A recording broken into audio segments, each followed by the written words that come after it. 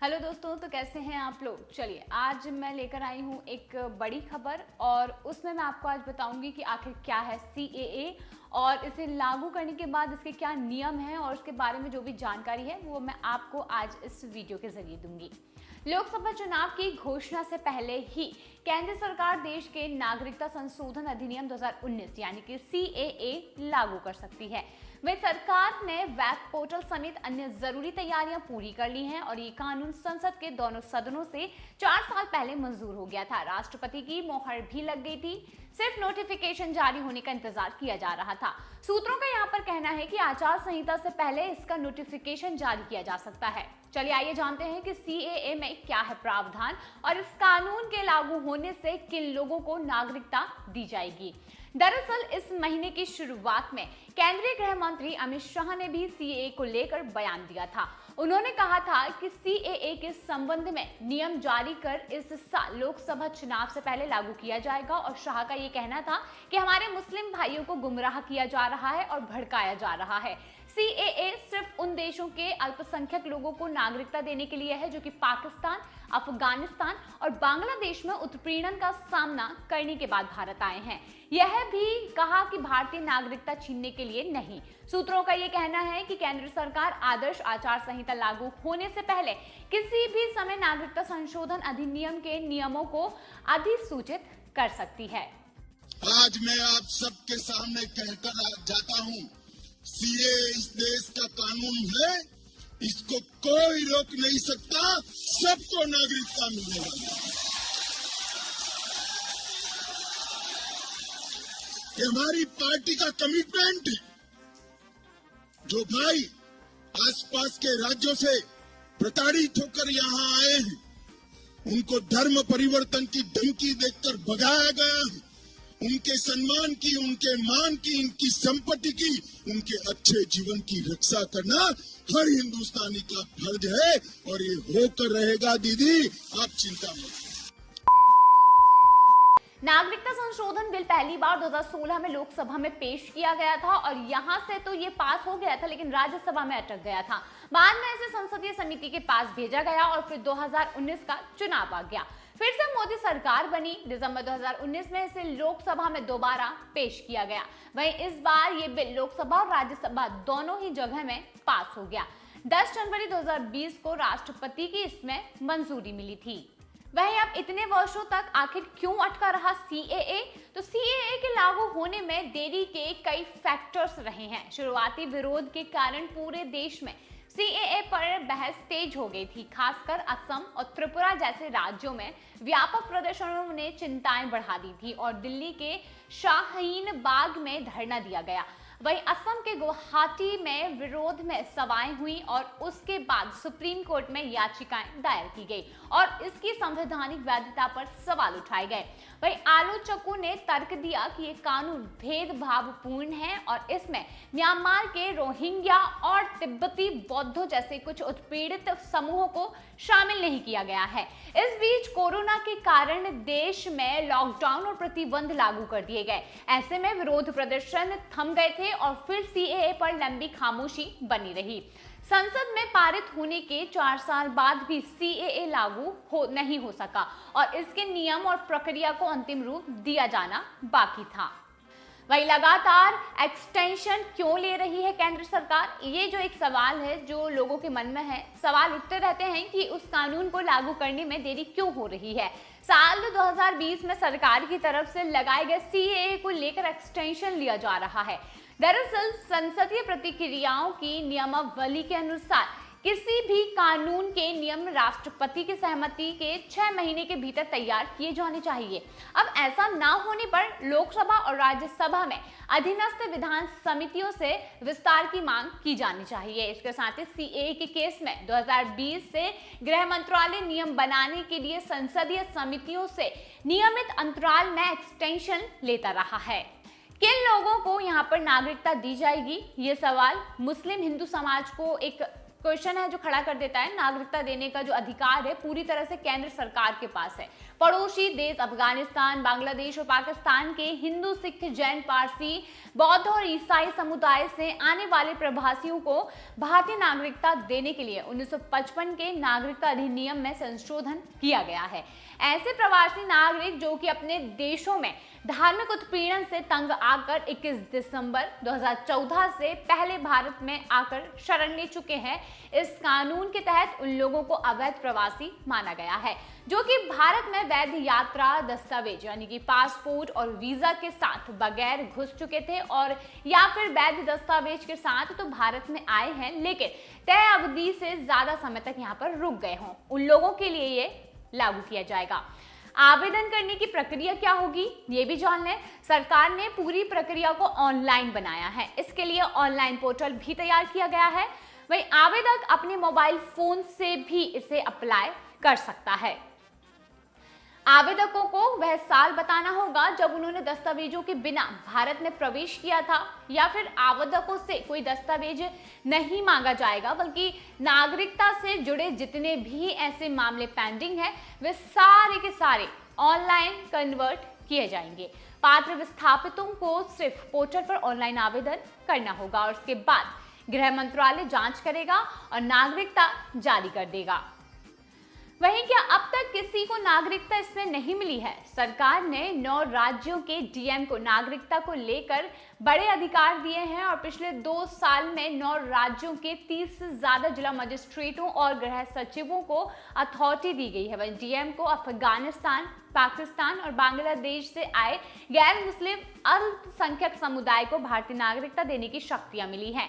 गृह मंत्रालय की 2021 और 22 की वार्षिक रिपोर्ट के मुताबिक 1 अप्रैल 2021 से 31 दिसंबर 2021 तक इन गैर मुस्लिम अल्पसंख्यक समुदाय के कुल 1414 विदेशियों को भारतीय नागरिकता दी गई है और जिन 9 राज्यों में नागरिकता दी गई है उनमें गुजरात, राजस्थान, छत्तीसगढ़, हरियाणा, पंजाब, मध्य प्रदेश, उत्तर प्रदेश, दिल्ली और महाराष्ट्र का नाम शामिल है। सीएए लागू होने से क्या किसी की नागरिकता चली जाएगी? ये भी एक बहुत बड़ा डर है जो नागरिकों के मन में है।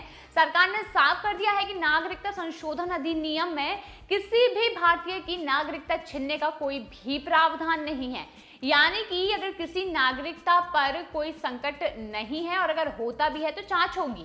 गृह मंत्री का ये कहना है कि सीएए किसी की नागरिकता छीनने का कानून बिल्कुल भी नहीं है, बल्कि सीएए के तहत पाकिस्तान, बांग्लादेश और अफगानिस्तान से 31 दिसंबर 2014 से पहले आए गैर मुस्लिम 6 समुदाय को जो कि नागरिकता देने का प्रावधान यहाँ पर किया गया है। आमतौर पर यहाँ पर कैसे मिलती है नागरिकता, तो बता दें कि कानून भारत की नागरिकता के लिए कम से कम 11 साल तक देश में रहना जरूरी है, लेकिन नागरिकता संशोधन कानून में इन 3 देशों के गैर मुस्लिमों को 11 साल की बजाय 6 साल रहने पर ही नागरिकता दे दी जाएगी। बाकी दूसरे देशों के लोगों को 11 साल का वक्त भारत में गुजारना होगा और भले ही फिर वो किसी भी धर्म का क्यों ना हो।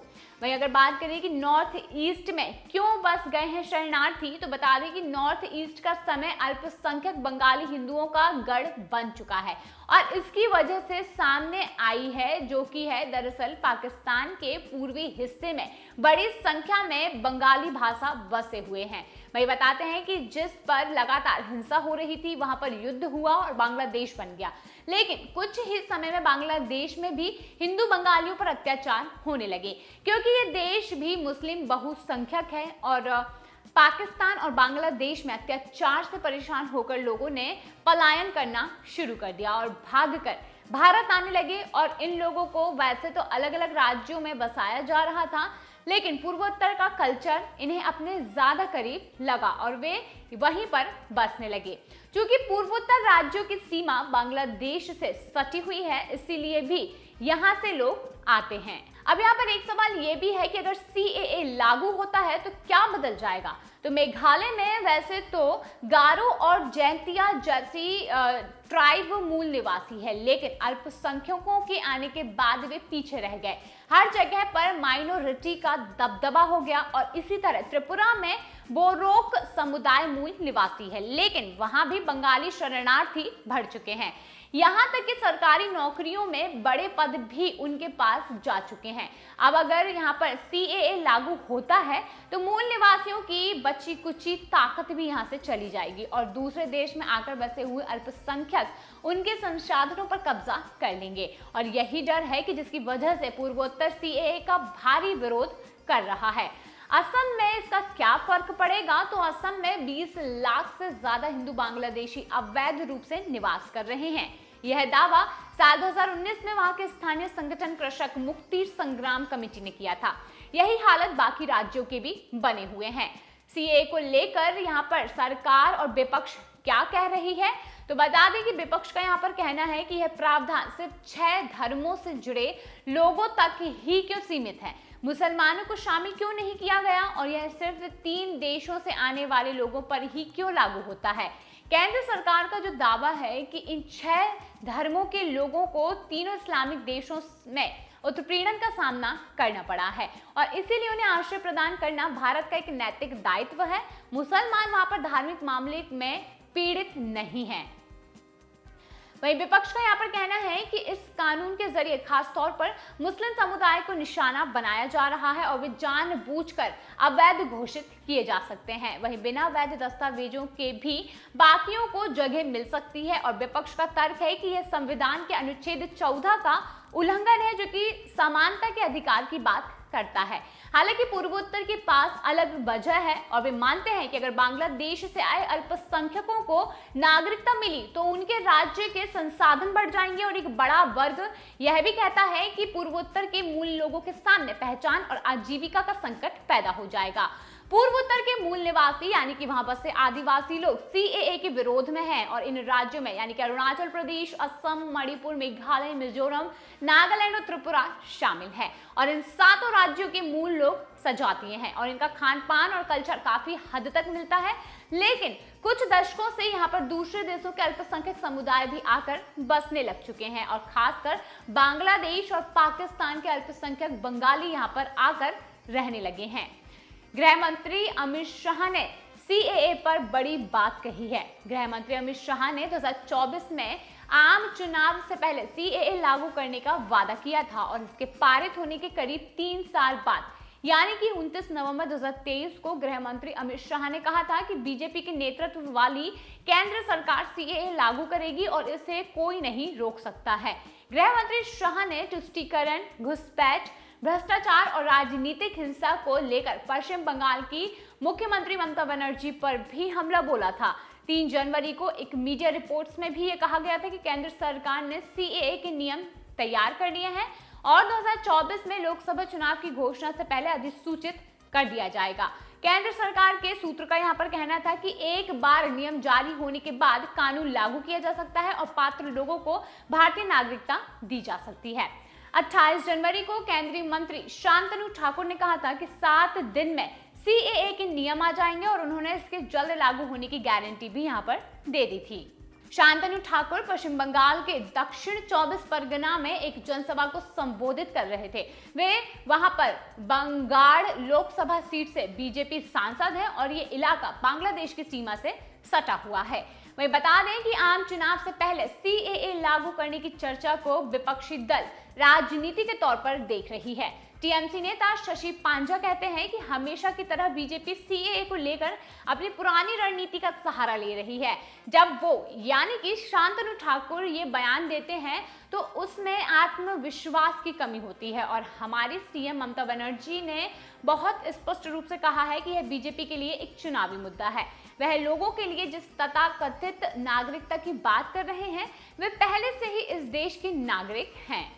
अब यहाँ पर सबसे बड़ा और आखिरी सवाल ये हो सकता है कि ममता की पार्टी ने CAA लागू करने पर क्या कहा। पश्चिम बंगाल में ममता बनर्जी के नेतृत्व वाली TMC शुरू से ही CAA का विरोध कर रही है।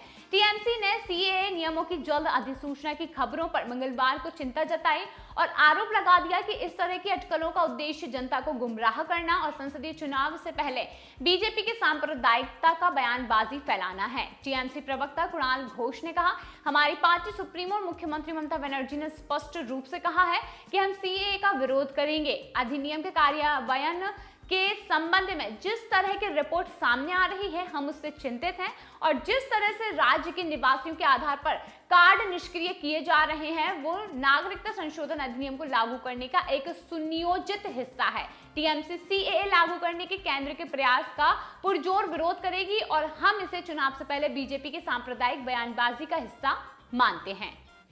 तो भाई सीएए लागू होने से लेकर जब वो लागू हो जाएगा तब तक यहाँ पर बयानबाजी, राजनीति, लोगों के सवाल एक के बाद एक आपको देखने को मिलेंगे, जिसको लेकर अभी सबसे तेज राजनीति चल रही है। लेकिन इसके बारे में कुछ भी कहना अभी संभव नहीं और सही भी नहीं, लेकिन इससे जुड़ी जो खबर है वो मैं आपको देती रहूंगी। और ये था हमारा आज का वीडियो। अगर पसंद आया हो तो लाइक जरूर करें और सीएए से जुड़े जो भी आपके मन में सवाल है वो कमेंट सेक्शन में जरूर साझा करें। नमस्कार।